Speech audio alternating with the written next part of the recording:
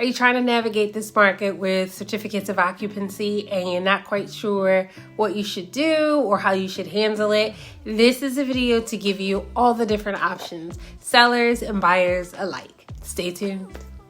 So if you want to know about certificates of inspection and what they are, watch my video here. I will tag it, okay? But basically, different cities and townships require certificate of occupancy when a residential property is sold, okay?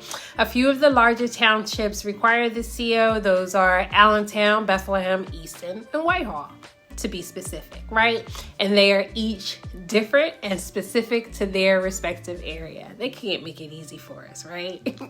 Now, in a perfect world, every home sold would come with a clean CO or a clean certificate of occupancy. Well, folks, the Lehigh Valley is not a perfect world. So let's talk about what's happening in the current market.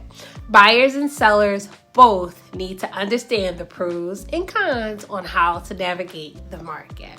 Right now, we are in a low inventory market that favors sellers. When the home is priced right, sellers are receiving multiple offers, and many times they are receiving over asking price, okay? Real quick, this is a graphic from the MLS that shows days on market, new listings. It also shows the percentage of the list price received. Please note that number is greater than 100%. So as a seller, what position do you take? As a buyer, what position do you take? So option one, the seller will not obtain the certificate of occupancy. The buyer is then required to sign off acknowledging that they accept the responsibility of obtaining a clean certificate of occupancy once purchased. The pros, the seller gets the money fast with less hassle. The buyer is advised up front. Maybe the seller is now selling an investment property that they inherited, or maybe they had tenants in there and they just don't know. They don't have the time to deal with it.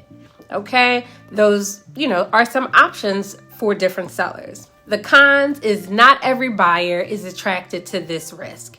It could be something as simple as adding smoke detectors to the property. So maybe that would be $250. But imagine if the entire heating system needed to be replaced. That is definitely more than $250. Are you thinking, who would accept that? Who would accept that risk? Surely no one, right? But there is someone, an investor. Some investors are thinking, I want to rehab this whole thing. I really don't care. I'll take it if I can get a good price. And voila, a deal is made. Okay, let's talk about option number two. The seller will not obtain the certificate of occupancy. However, the seller will order the report from the township. So basically, the seller calls the city of Allentown and has them come out and they walk them through the property. And then the official from the city will then say, what things they need to repair or update in order to get a clean CO.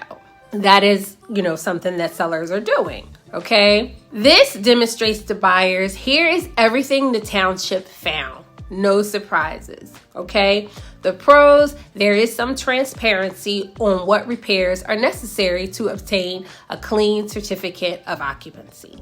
The cons, the buyer has to estimate the cost on the report from the city and assume that responsibility for the certificate of occupancy.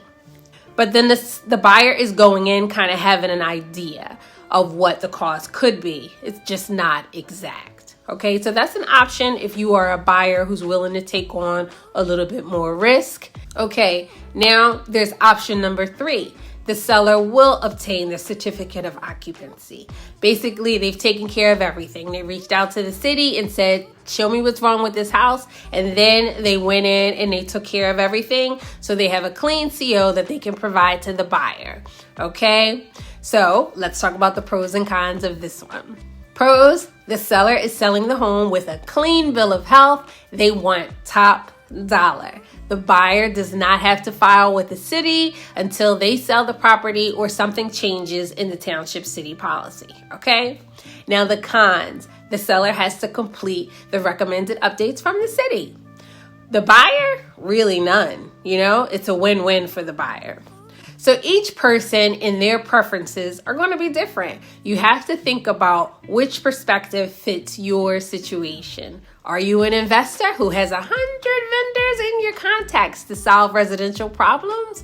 Or are you a first-time home buyer who travels a lot and you really don't need any surprises, okay? Or do you want to save the time, or do you want to save money? If you invest the time, will it get you more money? Or you don't really have the time to keep up with vendors. Just sell it for me, Tiffany. Sell it quickly and show me the money. Every buyer and seller falls somewhere in there, and only you know which situation feels best for you.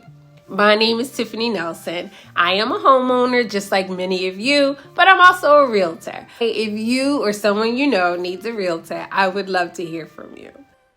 If you're still here, a good video to follow this is probably learning more about certificates of occupancy, and I will cue that up for you right here. Thanks so much for watching. Right now, we are in a low inventory market that favors sellers. When priced correctly, the